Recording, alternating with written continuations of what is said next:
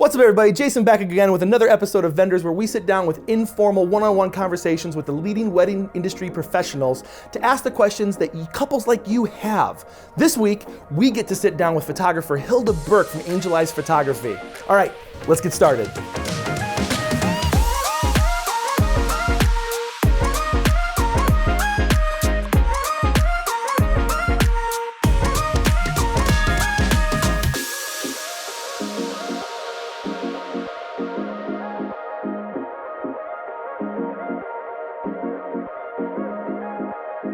Hilda, thank you so much for joining us today. It is a pleasure.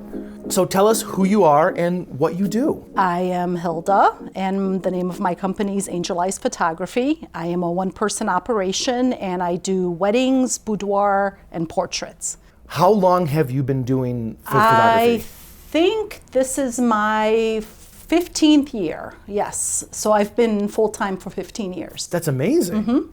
When you made the switch, was it like a nerve-wracking experience? The switch, from not doing photography full-time to like this is what I want to do full-time? Yes, it was. I asked my husband to give me 1 year to do this, and my first year I booked 56 weddings. Yeah, it was a little nuts, yeah. Wow! Yes. That's incredible. That's not recommended for most people. 6 weddings, no. Well, how many weddings do you think you've done in your 15 years? Several hundred. But after the 56, the first year, I definitely cut down. Now I limit myself to 20 a year. Your work absolutely shows the dedication and time you've put into it. So, I mean, it's taken that time to become that good. And I think one thing I like to address with photographers is, especially talking to couples, is, yeah, a photographer can have that one awesome photo, but if they can't replicate that every week. Yes, consistency. Can you talk a little about consistency? Yes, you can shoot a lot of pictures and pick like the top 10 and they're gonna be awesome, but to consistently do it under pressure, under time constraint, under Uncle Bob, like trying to shoot over your shoulder, the church lady screaming. It's like you have to create art on demand, which is not easy, I think, but that's part of what I love. I love the pressure. I thrive on pressure. What does a couple need to know when they're looking for a photographer for their wedding? Number one, they need to make sure that they like the work that they see online. Number two, they need to make sure they like the person that shot the work that they see online, because they're going to be spending 10 to 12 hours, the most important day of their life, with this person. So you better make sure you like them at least somewhat, because they can rub you the wrong way, then it'll show up in your pictures if they're too annoying, or if they're not giving you enough direction, then they're too, like quiet or whatever. So it's like you have to be comfortable with the person that's with you on the most important day of your life.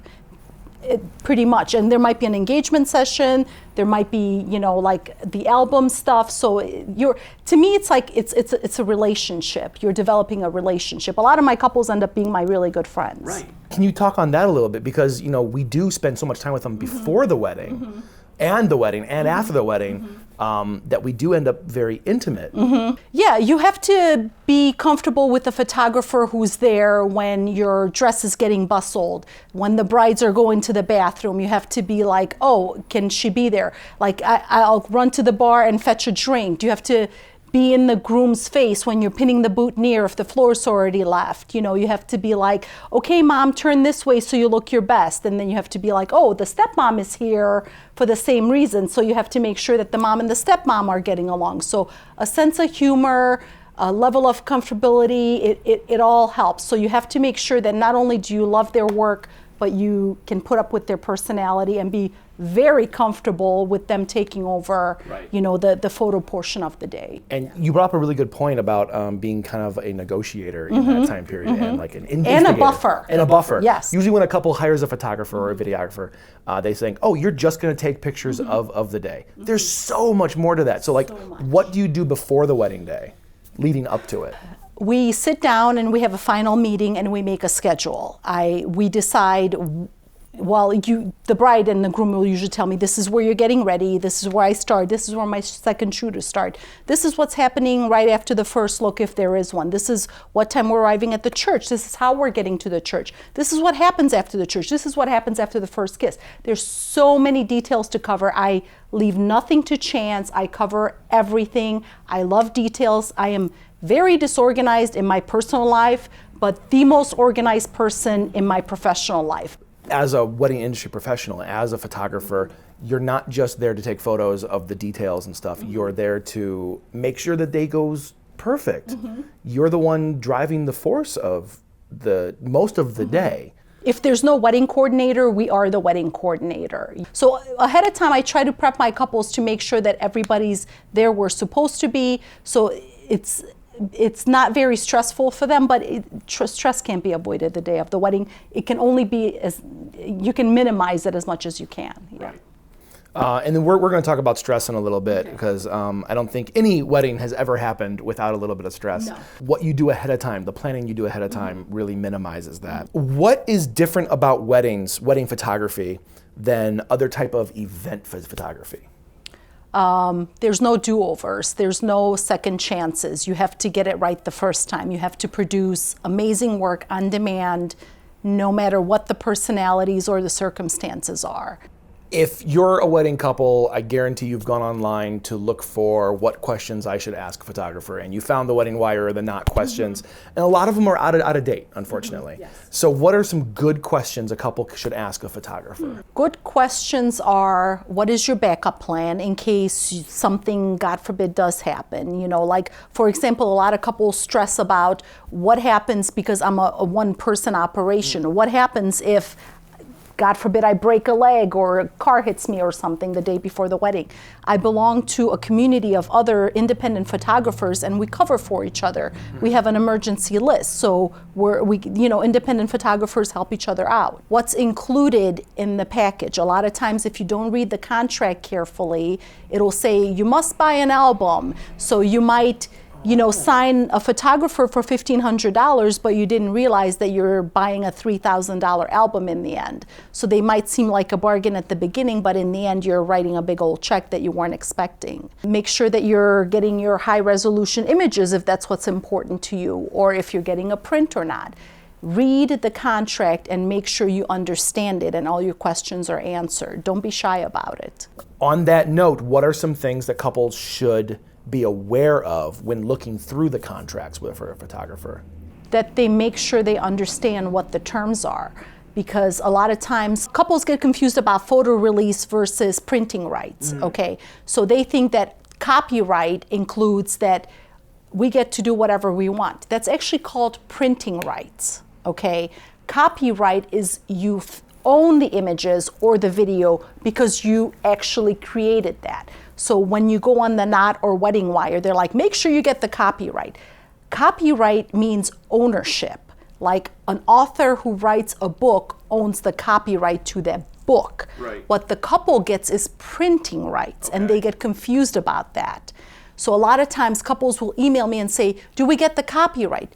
No, the copyright is mine just for the fact that I pushed the button. Yes. They don't understand the difference between printing rights and copyrights. Okay. That means you can own it for like advertising purposes Yes, and things like that. That is correct. So if you actually want the copyright to the images, it's a whole different legal thing that we have to address with lawyers. Right. No one's the same way. Every wedding's different, just like every couple is different, and everyone's going to book at different times. But what are some of the best times to book a photographer? As soon as you find one you like, book them. It's like I have couples that book me 3 to 4 months out. I have couples that book me 18 months out. It really depends, So it's like if you find somebody you like, go ahead and book them. Don't wait, You'll be able to get the photographer you want instead of losing them waiting for the last second. Yeah, and also prices change. I have couples that email me for 2020 and I'm like, I don't know what my prices are going to be in 2020. I know what my prices are right now.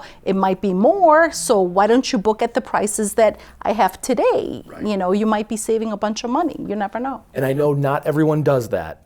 Some people do plan out their prices to change every year. I do the exact same thing as you. My prices available now are, if you book 2 years from now, that's the price you're getting. Yes. And I guarantee that's a great deal because my price will go up by then. Yes, it always does. I know every market is different, and we are in the Chicagoland area, so it might skew things for you if you're in Wisconsin, Nebraska, anything like that. But what is the average price for a photographer? The average price for an independent photographer, not a big company, is between $2,500 and $10,000. It could go all the way up to $15,000 if you have a big downtown wedding and you want all the bells and whistles. My average prices are between $3,000 and $5,500.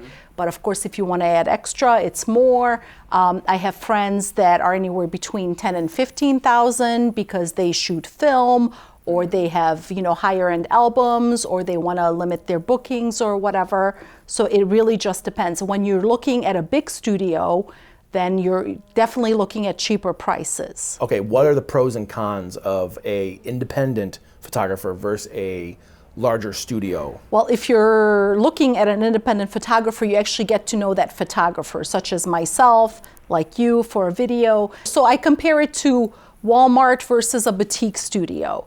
Like if you go to Walmart, everything is cheap because they have a lot of it, so you can get the clothes for $9.99. If you go to a boutique because you're trying to dress up and buy a beautiful sparkly dress for your night out, you go to a beautiful boutique place and it's going to cost you a little more, but you expect that. Right. Yeah. And there's less of those dresses. Yes. They're not made Yes. by the millions and shipped around Yes. the country. Yes, they're custom. And something I always want to stress is there's nothing wrong with finding someone in your budget. No, not at all. But I think it's very important to educate everyone about why these prices are. So a lot of people will think that price is your time just on that day. And they think, well, we're spending all this money for a couple photos. Yes, for 8 hours or 10 hours. Yes. Obviously, there's so much more that goes into it. What else goes into it? That price comes with 15 years of experience. That comes with all the education. That comes with all my professional equipment. That comes with 2 cameras, 2 lenses, 2 flashes, and an assistant that has 2 cameras, 2 lenses, 2 flashes. That comes with a $2 million insurance policy in case, God forbid, something happens at your venue and I get hurt or my equipment falls on a child. That's covered. That's nothing you have to worry about. So anybody that's a professional is going to invest in their business. That costs money. They're going to invest in their education. That costs money. And education is continuing too. Yes. It's not like you're just done. No, you're never done because trends are evolving, new cameras are coming out, new lenses are coming out, new lighting is coming out, and you always have to learn about what's next, what's new, how do I do this, how do I make this happen, how do I make the brides happy, how do I make the grooms happy, how do I make myself happy, how do I make the moms happy. How do you handle multiple bookings? Usually, let's say 2 couples are interviewing me for the same date. I'm also interviewing them. That's what a lot of couples don't realize. When it comes to independent photographers, we could only take so many weddings. Right. We're not a big studio. So when they're like, oh, we're interviewing multiple photographers, I'm happy to say I'm interviewing multiple couples for the same day. Right. And I will pick the couple that's right for me, just like they will pick the photographer that's right for them. Right. I'm gonna pick the one that makes me happiest, the one that I connect with the most, not the people who write me the biggest check. And right. I'm okay with that. What are some elements that you think are just so important for couples to know, whether it's the questions that everyone asks or the questions that no one ever asks you that you're like, I wish someone would ask this. This is so important that they know this going into their wedding day. You can plan all you want. Plans, might go the way you want, but be ready for the unexpected. Be ready that something will go wrong and be okay that something will go wrong. And trust that you have enough good people in place at your wedding that they will take care of it, whether it's your maid of honor, the caterer, the baker, whoever, the officiant. Make sure that if there's a glitch that they will handle it. And because it shouldn't come to you. You're just there to get married and have fun. All the work is already done. You did all the work with all the planning and all the legwork and all the phone calls and all the emails. You should just relax and enjoy your day. So you kind of have to go with the flow, even though you did all this planning and you want things to go a certain way. You have to accept that sometimes they don't. And it goes back to, is your spouse there? Did you get married? End of story, pretty much. Hilda, thank you so much for joining us today. That's it has been an absolute pleasure. If someone were so inclined to reach out to you, to ask you questions, to hire you, to work with you, what's the best way they can reach you? You can send me an email through my website, angelizedphotography.com. You could also find me on Facebook and Instagram. Thank you so much for joining me. Your influence and your knowledge has been monumental. I hope this makes sense. We'll make sense out of it. Okay. Thank you again. Yay. We hope this episode of Vendors helps you on your wedding planning. Be sure to like, follow, subscribe, and to share to make sure you and your fellow planning couples don't miss a single episode. If you enjoyed watching this video, be sure to check out our entire conversation in the podcast. And be sure to check out all of our episodes about these amazing wedding industry professionals. We'll see you next time on Vendors. Vendors is produced and edited by Night Owls Media. More information can be found at nightowlsmedia.com.